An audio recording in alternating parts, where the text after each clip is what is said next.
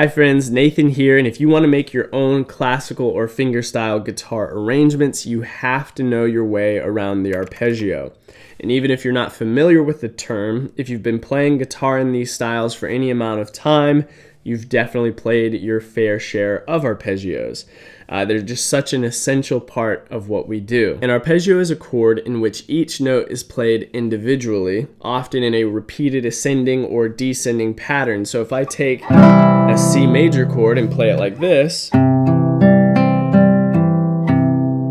that's an arpeggio. Now, whether you're just recreating an arpeggio that you heard in the original song you're arranging, or you're coming up with your own unique arpeggios for your arrangement, the challenge that we run into is that in most cases, we have to play a melody on top of that accompanying arpeggio simultaneously. And on top of that, it can be really challenging to fit all of this in on only 6 strings, especially when arpeggios are generally split up as one note per string. So today I'm going to show you some tips and tricks that I use to work around the limitations of the guitar to transform your arpeggios into powerful, creative tools for your arrangements. Now, real quick, as we're getting started here, I want you to scroll down, leave me a comment letting me know what pieces you've played or arranged that use arpeggios. Honestly, it's a pretty safe bet. Any classical or fingerstyle guitar piece that you've played probably uses arpeggios in some capacity. The first tip I want to give you is to know how many beats or divisions of the beat you're filling with the arpeggio. Especially if you're coming up with your own arpeggio or arpeggio patterns, it's extremely helpful to take a mathematical approach to determine how many notes your arpeggio needs to consist of before changing to the next chord. You need to know 3 things here. What's your time signature? How many beats until you have to change chords? And what division of the beat are you going to be using to play each note of the arpeggio? Now, if you don't know how to determine the time signature, look up sheet music for the song that you're arranging, and the time signature is going to be right up at the top there. Let's say we're in 4/4, 4 beats per measure. Now you need to determine how many beats until you have to switch to the next chord. So if you're playing a C major chord for 1 measure, for example, and then you need to switch to an F chord in the following measure, since we know we're in 4/4, you know that your arpeggio is going to last for 4 beats. Finally, at what division of the beat are you going to play each note of the arpeggio? This final piece of the equation gives you the exact amount of notes that you need for that arpeggio. Continuing our example in 4/4, if you want a slower arpeggio with fewer notes, you can play on the quarter note, giving you 1 note per beat for a total of 4 notes in our arpeggio before having to change chords. So from the C major, playing the same scenario in 1/8 notes instead will give you a faster arpeggio, 2 notes per beat for a total of 8 notes.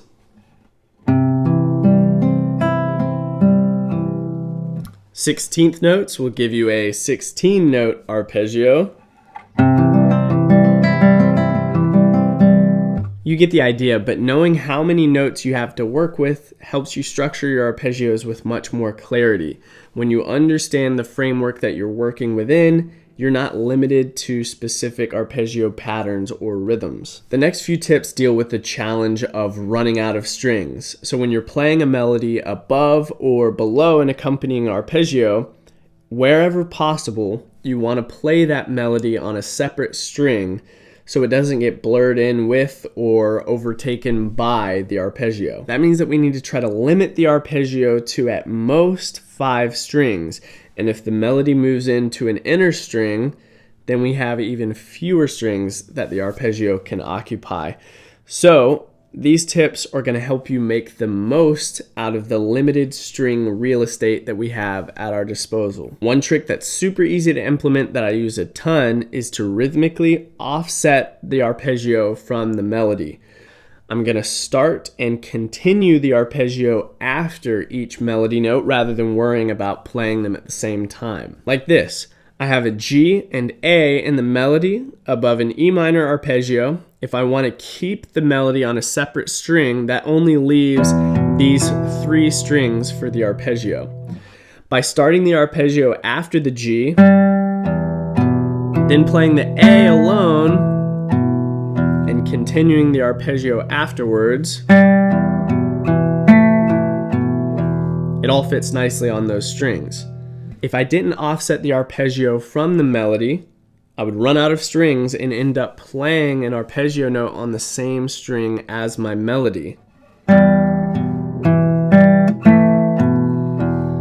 blurring the line between melody and accompaniment.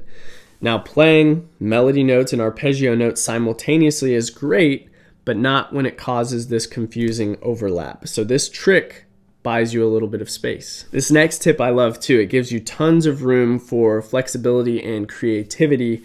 Fill out and extend arpeggios with passing tones. So using hammer-ons, pull-offs, or slides to play notes in between the normal chord tones allows you to make your arpeggio longer without having to use additional strings. Here's an example. I'm in 4/4.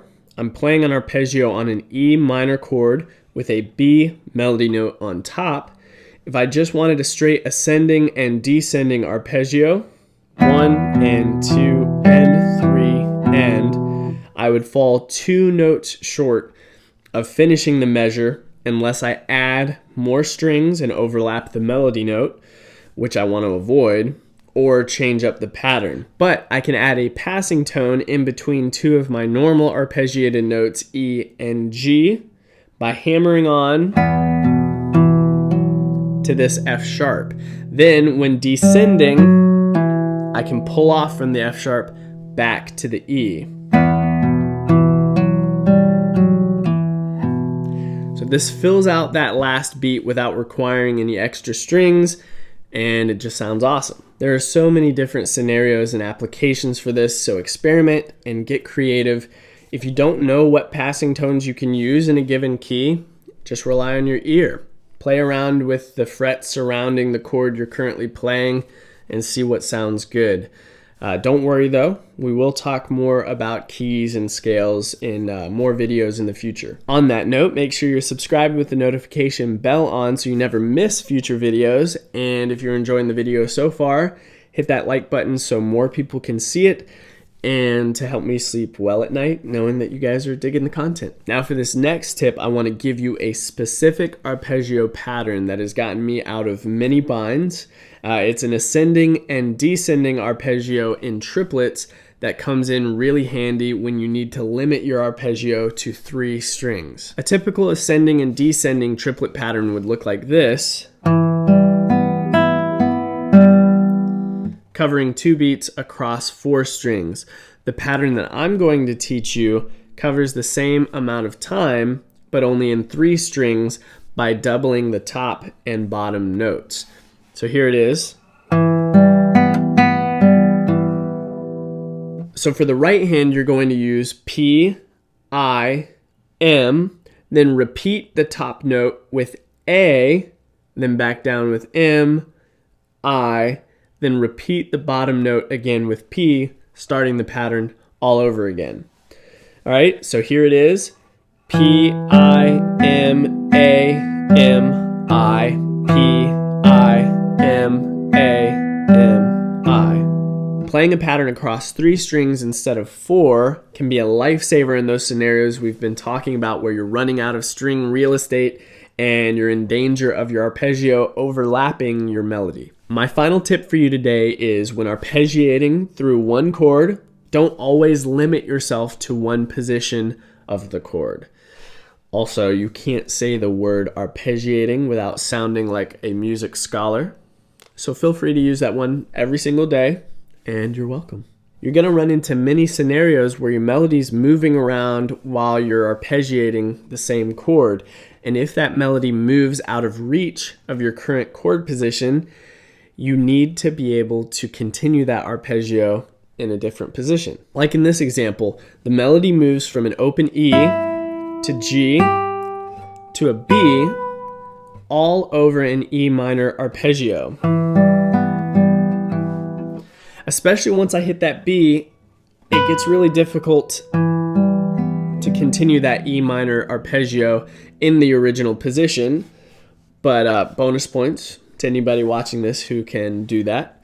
But what I'm going to do instead is change the voicing and position of my E minor arpeggio as the melody moves up. So we'll have this.